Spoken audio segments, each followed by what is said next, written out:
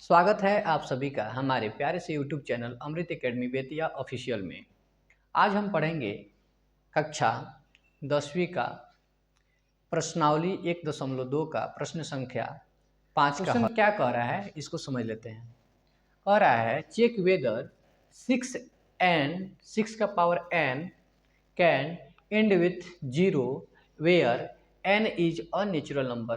कह रहा है जांच कीजिए क्या 6 का पावर n, 6 का घात n, 6 का घात n शून्य के साथ अंत कर सकता है जहां पर n क्या है, n हमारा एक प्राकृतिक संख्या है।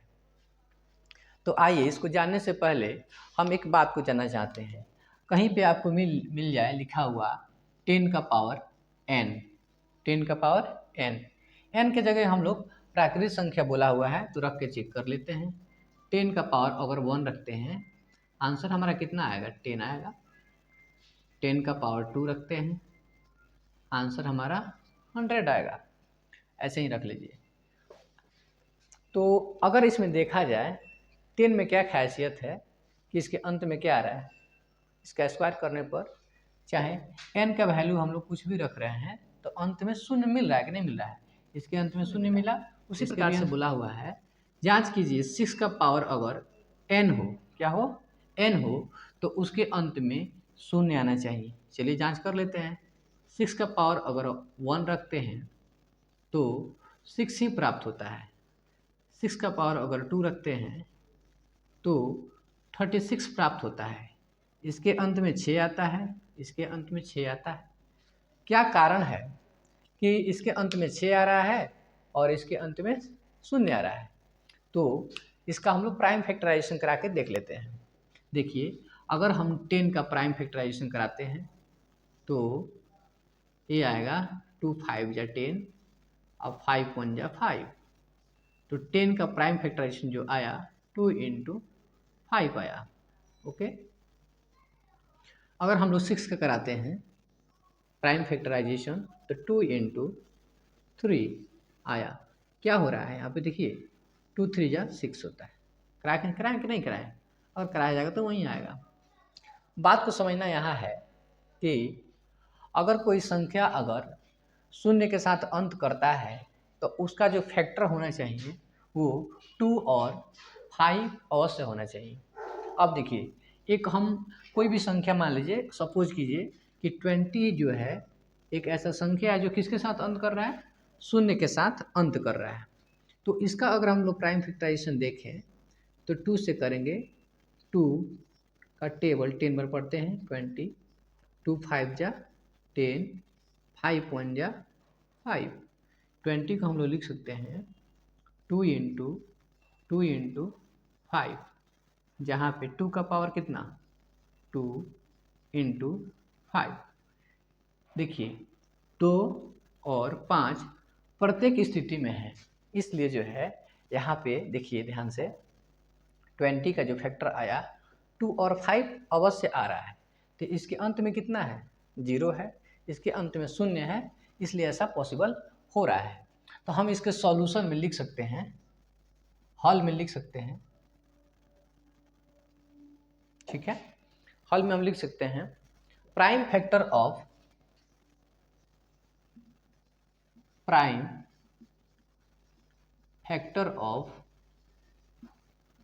6 का power n is equal to 2 × 3। Okay, तो इसका जो पावर आया 2 × 3 और पावर में कितना n आया। अगर हम इसको तोड़ते हैं, जैसे कि यहाँ पर 10 को हम लोगों ने क्या किया था, प्राइम फैक्टराइजेशन कराया था, पावर कितना, इसका जो हमने प्राइम फैक्टराइजेशन कराया तो कितना आंसर आया 2 × 5। तो इसका फैक्टर 2 और 5 आया। लेकिन अगर 6 का हम लोग प्राइम फैक्टराइजेशन कराएं तो इसका जो है अभाज्य गुणनखंड कराएं तो इसका जो आंसर आ रहा है 2 और 3 आ रहा है। इसका गुणनखंड कितना आ रहा है, 2 और 3। अभाज्य गुणनखंड कितना आ रहा है, 2 और 3। यहाँ पे जो है 5 नहीं है, तो 5 नहीं है इसलिए तो दिक्कत हो रहा है। अब लिखेंगे इसमें 5 नहीं है इसलिए लिखेंगे 5 is not a prime factor. ठीक है, 5 जो है इसका अभाज्य गुणनखंड नहीं है। किसका? 5 is not a prime factor of 6 का पावर n। इसका हिंदी में भी हम लोग जो छात्र छात्राएं हैं बिहार बोर्ड से जो हिंदी मीडियम से हैं और बिहार बोर्ड से जो है अंग्रेजी इंग्लिश मीडियम से हैं, उन दोनों छात्र छात्राओं के लिए हमारा वीडियो बहुत ही लाभदायक होने वाला है। इसमें हम लोग ऊपर वाले को लिख सकते हैं 6n मतलब 6 का पावर n का अभाज्य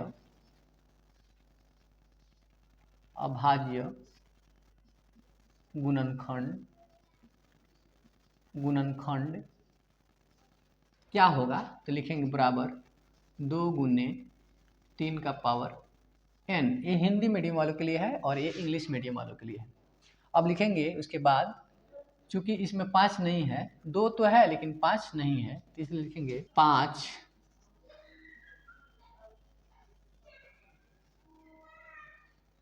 6 का पावर n का एक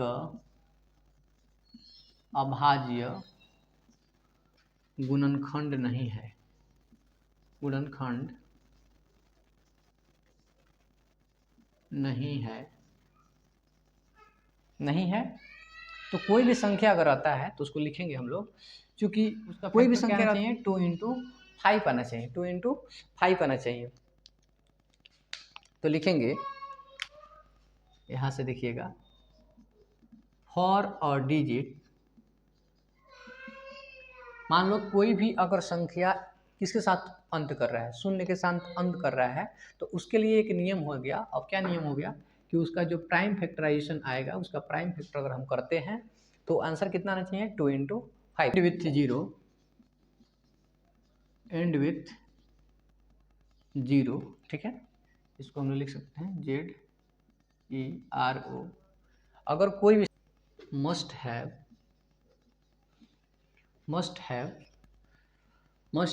2 and 5 एज प्राइम फैक्टर। ठीक है, यदि कोई संख्या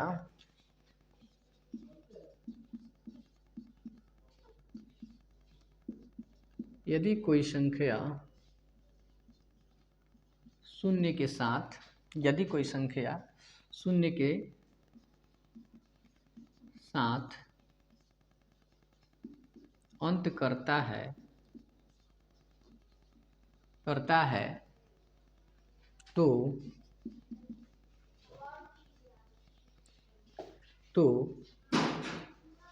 2 और 5 उसका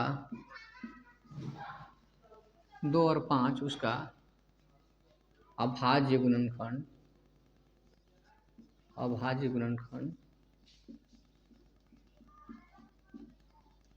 अवश्य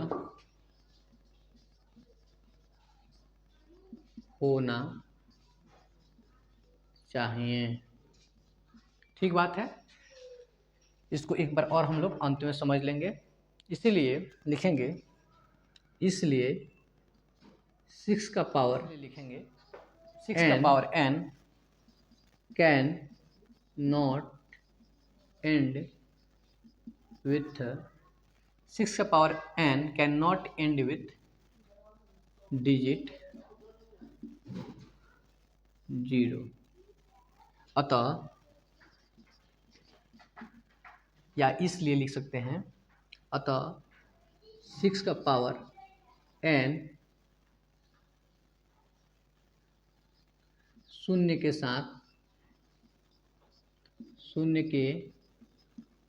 साथ अंत नहीं करेगा।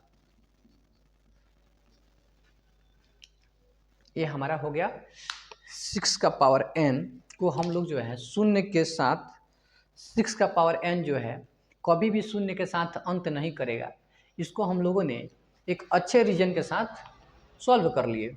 आइए इस क्वेश्चन को एक बार और हम समझाते हैं आप सभी को, ताकि कोई दिक्कत ना रहे इसमें।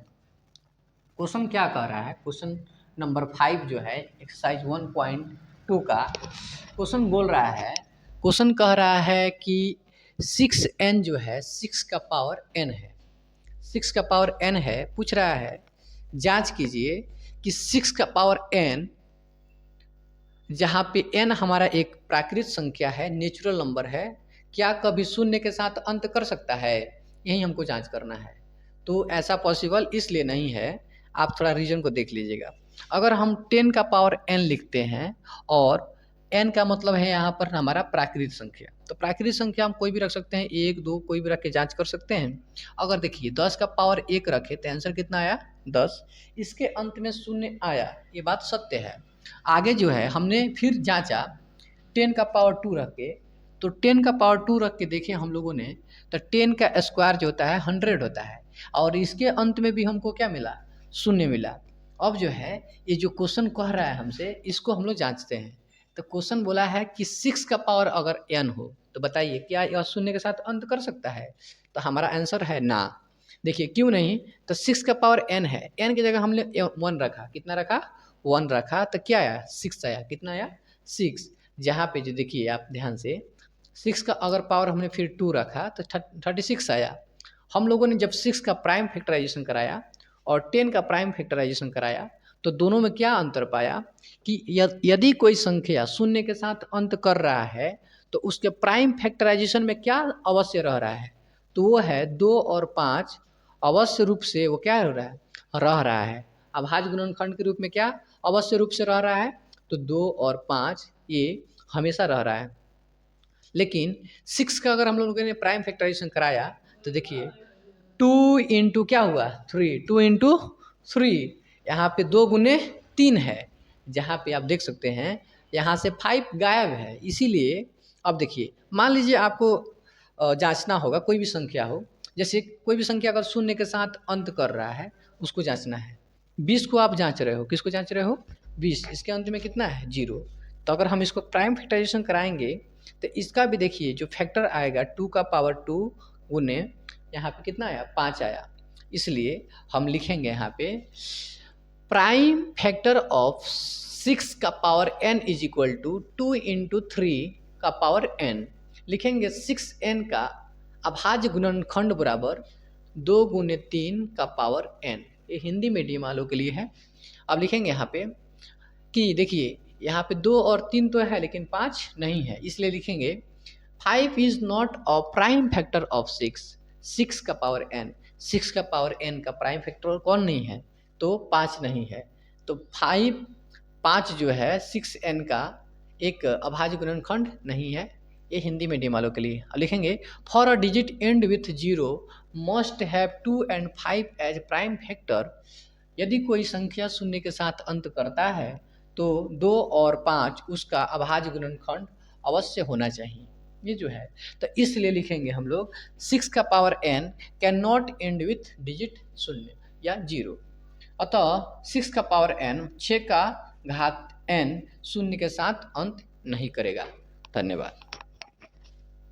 क्वेश्चन नंबर 6 का हम लोग सॉल्यूशन देखेंगे। क्वेश्चन नंबर 6 क्या कह रहा है, सबसे पहले इसको जानना जरूरी है।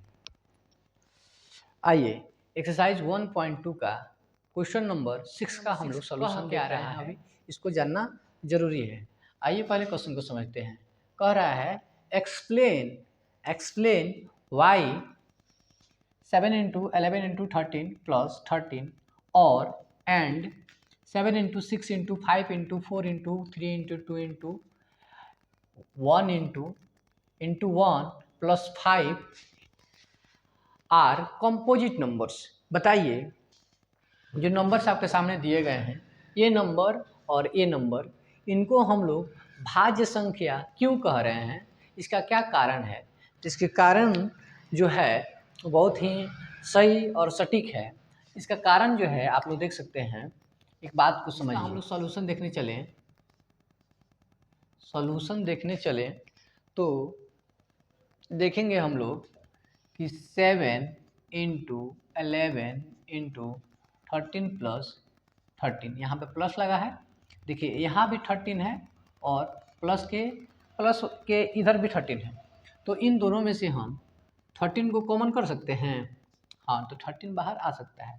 7 इंटू 11 इंटू 13 यहाँ से बाहर आ गया, कितना बचा 1, प्लस है तो प्लस, और यहाँ से 13 चला गया बाहर, कितना बचा 1। ठीक है, बात को समझिए। अगर हम लोग पढ़े हुए हैं कंपोजिट नंबर उन्हें बोलते हैं जिनके पास मोर देन 2 फैक्टर्स होते हैं।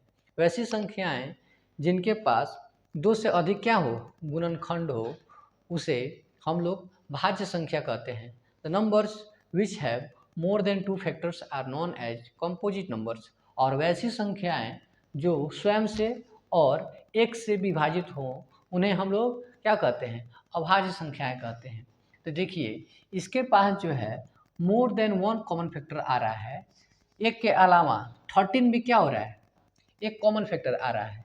इसको भी हम समझाएंगे, पहले इसको देखिए। देखिए इसका जो है लिखेंगे, चूँकि 13 इज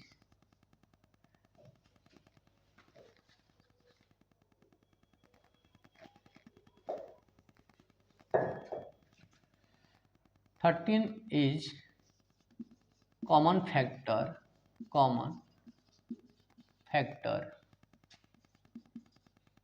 other than 1.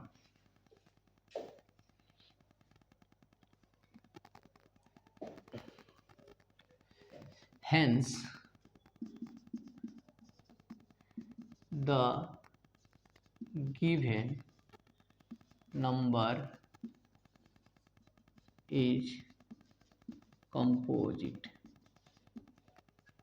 लिखेंगे हिंदी वालों के लिए 13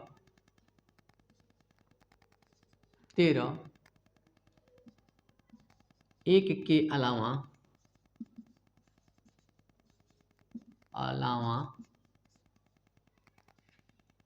एक के अलावा समापरिवर्तक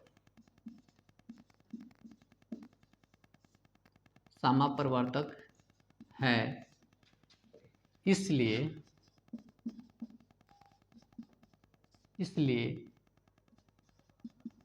दिया गया संख्या भाज्य संख्या है। कह रहा है 13 is a common factor other than 1। एक के अलावा 13 भी क्या है, इस संख्या का एक कॉमन फैक्टर है, समापरिवर्तक है। देखिए इसलिए हमारा फर्स्ट पार्ट का हो गया। अगला पार्ट जो है देखिए 7 into 6 into 5 into 4 into 3 into 2 into 1 और प्लस में क्या चल रहा है 5। इसमें एक बात को गौर कीजिएगा, यहाँ पे आपको 5 दिख रहा है, यहाँ 5 दिख रहा है, क्या प्लस के बाद में ना है, यहाँ पे सारा मल्टीप्लाई में है, तो यहाँ से दोनों कॉमन हो सकते हैं। तो हाँ बिल्कुल हो सकते हैं, 5 यहाँ से कॉमन हो जाएगा। लिखेंगे 7 into 6 into 1 into 4 into 3 into 2 into 1 plus है तो प्लस, 5 यहाँ से बाहर निकल गया, इसके बदले 1। देखिए यहाँ पर भी जो है जैसे कि यहाँ पे लिखेंगे, चूँकि 5 इज अ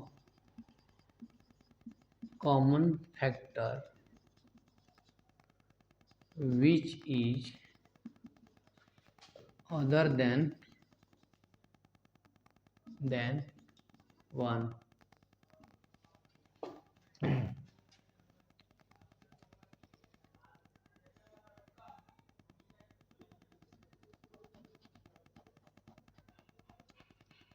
लिखेंगे एक के अलावा 5 भी एक समापरिवर्तक तक है, कोमा, इसलिए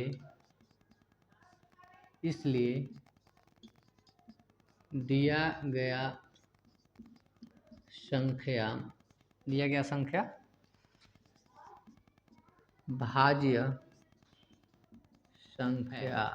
आइए अब इसको आपको समझना चाहिएगा, समझना चाह रहे होंगे तो इसको समझाना कोई कठिन नहीं है। देखिए आप पढ़े हैं आप पढ़े हैं प्राइम नंबर्स। किसे कहते हैं प्राइम नंबर्स? तो प्राइम नंबर्स किसे कहते हैं?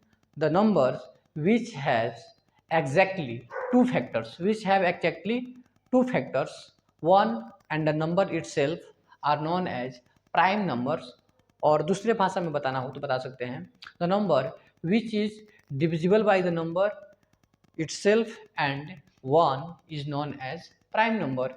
अब देखिए, वैसी संख्या जो खुद से या एक से कटे, जो स्वयं से या एक से कटे, उन्हें अभाज्य संख्याएं कहते हैं, अभाज्य संख्या कहते हैं। तो देखिए, सबसे छोटा जो अभाज्य संख्या हमारा 2 होता है, 3 होता है, उसके बाद से 5 होता है, ऐसे चलते रहता है।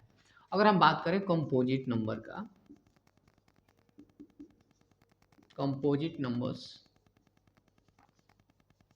इसको हम लोग बोलते हैं भाज्य संख्या।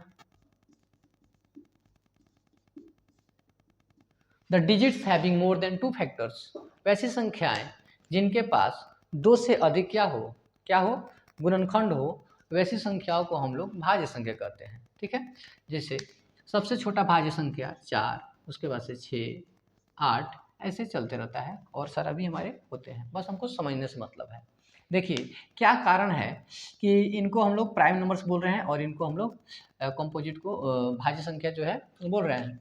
देखिए, अगर हम लोग 2 ले लें तो इसका अगर कॉमन फैक्टर देखा है तो 1 से कटेगा और करा लेते हैं ना 2 × 1 लिख सकते हैं, ऐसे लिख सकते हैं। और 3 को लिखना होगा तो 3 × 1 लिख सकते हैं। इन दोनों में कॉमन क्या है? अगर इसका HCF निकाला जाए, हाईएस्ट कॉमन फैक्टर मौसा निकाला जाए तो कितना आएगा? 1 आएगा। लेकिन अगर बात अब हम लोग ले लिए 4, इसको लिख सकते हैं 2 × 2, 2 दूना 4, 6 को ले लें तो 2 × 3, यहाँ पर देखा जाए तो इसका HCF जो है कितना आएगा? 2 आएगा। तो कहने का मतलब जो है, यहाँ पे HCF 2 आ गया, HCF 1 आ गया। यहाँ पे HCF हमेशा जो है एक ही आएगा। कितना आएगा? एक ही आएगा। 2 संख्याओं का अगर हम लोग कॉमन फैक्टर देखा जाए तो कॉमन फैक्टर क्या हो रहा है?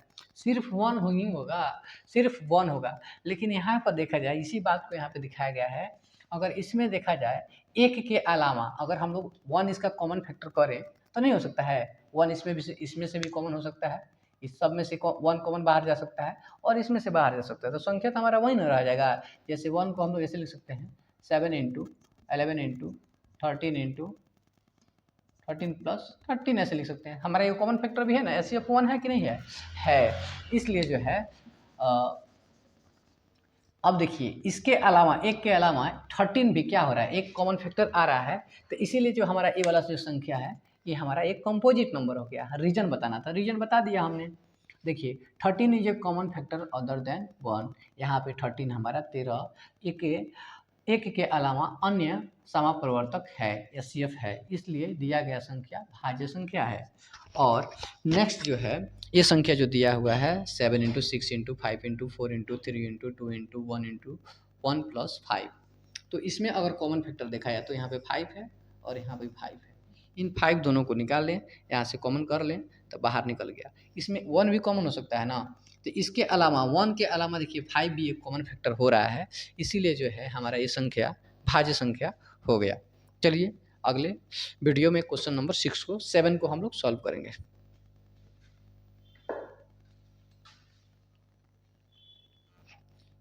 प्रश्नावली 1.2 का एक्सरसाइज 1.2 का लास्ट क्वेश्चन को सॉल्व करेंगे। आइए क्वेश्चन नंबर 7 का हल देखते हैं। कह रहा है there is a circular path around a sport field.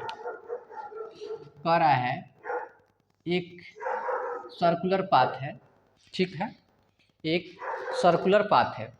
There is a circular path around a sport field. एक स्पोर्ट खेल का मैदान है, उसके चारों तरफ एक गोलाकार क्या है? फील्ड है। Sonia takes 18 minutes to drive 1 round of the field. कह रहा है सोनिया जो है, सोनिया एक बार इसको चक्कर लगाने में, इसको एक चक्कर लगाती है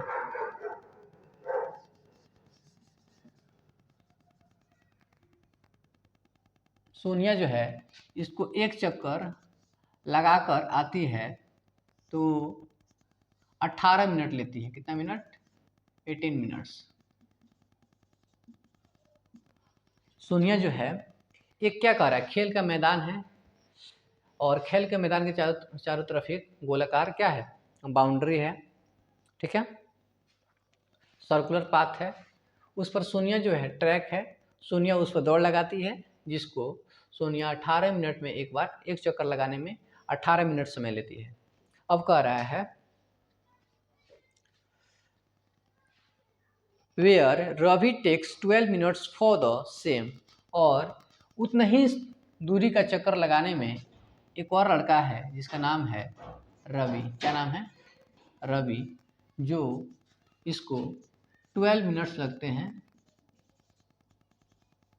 रवि नाम का जो लड़का है, पहला जो लड़की थी सोनिया और दूसरा जो है रवि। रवि लेता है 12 मिनट और सोनिया जो है 18 मिनट लेती है। कह रहा है suppose they both starts at the same point and at the same time and go in the same direction. After how many times minutes will they must again at the starting point? ठीक है, कह रहा है इसका question को हम एक बार में समझा देते हैं। क्वेश्चन नंबर 7 जो है, कह रहा है कि एक सर्कुलर पाथ है किसी स्पोर्ट फील्ड के चारों तरफ, और वहाँ पे सोनिया जो है उसको एक बार राउंड लगाने में 18 मिनट लेती है, और रवि जो है उसका एक चक्कर लगाने में 12 मिनट लेता है। 12 मिनट रवि को 12 मिनट लगता है, वहीं पे 18 मिनट लगता है सोनिया को। अब कह रहा है समझिए, सपोज कीजिए कि सोनिया और रवि एक ही साथ स्टार्ट करते हैं, दौड़ना जो है एक ही साथ स्टार्ट करते हैं, तो पुनः वे कितने मिनट के बाद एक दूसरे से मिलेंगे? तो आइए, कह रहा है अकॉर्डिंग टू क्वेश्चन हम लोग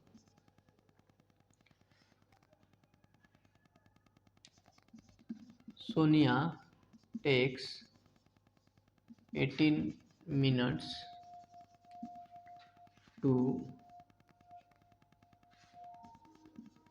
cover 1 राउंड। सोनिया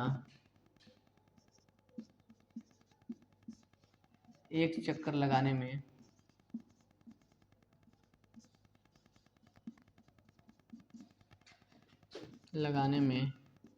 18 मिनट समय लेती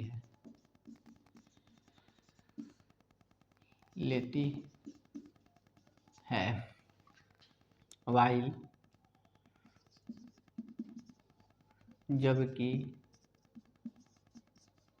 Ravi takes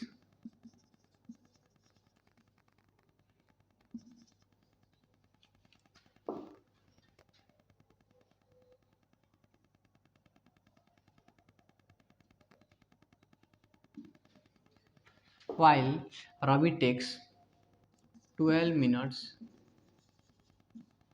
to cover 1 round of the circular path.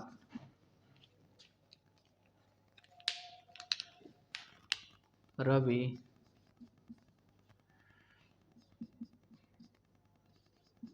गोलाकार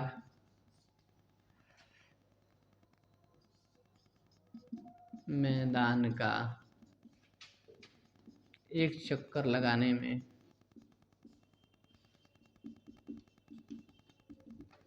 12 मिनट का 12 मिनट समय लेता है। अब क्वेश्चन में पूछ क्या रहा है आपसे कि एक दूसरे से वे कब एक दूसरे से मिलेंगे? तो हम कराएंगे 18 का अभाज्य गुणनखंड, 2 9 18, 10 3 9, और यहाँ से 3 1 जा 3, और 12 का अभाज्य गुणनखंड 2 6 के 12, 2 3 6, 3 एकम 3। हम लिख सकते हैं 12 बराबर 2 गुने 3, और लिख सकते हैं 18 का 2 गुने 3 इसका हम लोग को एलसीएम निकालना है। एक बार हम इसको और लिख सकते हैं 2 का पावर 2 गुने में 3, और लिख सकते हैं 2 गुने 3 का पावर 3। चलिए हम यहाँ से लिख लेंगे। अब कॉमन क्या हो जाएगा, 2 का पावर 2 गुने 3 का पावर 3, सॉरी 2 है ना, 2 का पावर 3 का पावर 2 पता है आपको। 2 का पावर कितना होता है 4, और 3 का 9, 9 4 जा 36 minutes.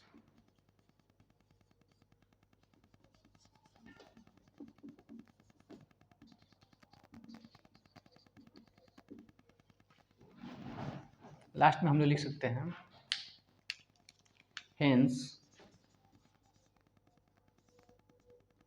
hence they will again meet after 36 minutes। अतः वे पुनः एक दूसरे से 36 मिनट बाद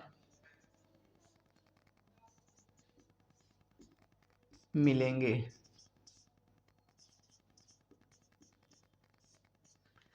आइए एक बार पुनः हम इसको एक बार सही से रिपीट कर लेते हैं, ध्यान दीजिएगा। कह रहा है सोनिया और रवि नाम का 2 धावक जो हैं किसी सर्कुलर पाथ को दौड़ चक्कर लगाने में, ठीक है, स्पोर्ट का एक फील्ड है, उसके चारों तरफ क्या है, गोलाकार मैदान है, पथ है, उसको जो है सोनिया एक चक्कर लगाने में 18 मिनट समय लेती है, जबकि रवि उसी पथ को एक चक्कर लगाने में, सर्कुलर गोलाकार पथ को एक चक्कर लगाने में 12 मिनट का समय लेता है। कह रहा है, यदि क्वेश्चन में कह रहा है सपोज कीजिए अगर दोनों ने एक ही साथ दौड़ना चालू किया है, प्रारंभ किया है, तो पुनः वे एक दूसरे से कितने मिनट बाद मिलेंगे। तो ये बहुत ही सिंपल है, ध्यान दीजिए। अगर सोनिया एक चक्कर जो है लगाती है तो यहाँ से जाकर यहाँ तक आने में पहला बार यहाँ आएगी तो कितना समय लगेगी 18, दूसरा राउंड जाएगी तो 18 दूना 36। सोनिया जो है 2 राउंड इसको लगाने में 36 मिनट हो जाएंगे। ओके, रवि जो है एक चक्कर लगाने में 12 मिनट समय लेता है, तो रवि जाएगा ऐसे, तो 12 मिनट लिया पहला चक्कर लगाने में 12, और सुनिए फिर दूसरा चक्कर लगाएगा तो 12 दूना 24, यहाँ पहुँचेगा तो दूसरा चक्कर लगा लेगा 24 हो जाएगा। अब 12 तिहाई 36, और तीसरा जब चक्कर लगाएगा तो 36 मिनट यहाँ हो जाएगा, और सोनिया दूसरा चक्कर लगाएगी तो यहाँ पर भी इसका 36 आ रहा है ना, और यहाँ पर तीसरा चक्कर में इसका 36 आ रहा है, इसका दूसरा चक्कर में 36 आ रहा है। ध्यान दीजिएगा, यहाँ पे जो है दूसरा चक्कर लगाती है तो 36 मिनट आता है, और ये तीसरा चक्कर लगाता है तो 36 और 36 दोनों में सेम हो रहा है, तभी ना एक दूसरे से मिल पाएंगे। आइए हम लिख लेते हैं थोड़ा सा, इसको लिखना उतना आवश्यक नहीं है, बस आप लिख सकते हो अगर मन हो तो। अब हम लोग इसका सीधा क्या कर सकते हैं, एलसीएम निकालते हैं। एलसीएम कैसे निकालते हैं, इसका फैक्टराइजेशन कराएंगे। 2 × 2 × 3 आया, इसको 2 का पावर 2 और हम लोग 3 लिख सकते हैं। देखिए जिसका पावर मैक्सिमम होता है उसी को हम लोग लिखते हैं, आप लोग एलसीएम करके देख लीजिएगा। तो मैक्सिमम पावर 2 है तो 2 का पावर हमने यहाँ पे लिख लिया। अब इसको लिखने की ज़रूरत नहीं है, 3 ऊपर भी है नीचे भी है तो उसको लिखने की जरूरत नहीं है। 3 का पावर मैक्सिमम है उसी को लिखेंगे। 2 का स्क्वायर कितना होता है 4, 3 का स्क्वायर कितना होता है 9, 9 4 जा 36, मतलब 36 मिनट बाद एक दूसरे से पुनः मिलेंगे। अगले वीडियो में जो है हम लोग प्रश्नावली 1.3 का सारा हल को एक ही वीडियो में देखेंगे। तब तक के लिए धन्यवाद। आप सभी जो है हमारे चैनल से जुड़े रहिए। 10वीं कक्षा का यहाँ पे सभी मटेरियल को बहुत ही बढ़िया क्वालिटी में प्रोवाइड किया जाएगा। धन्यवाद।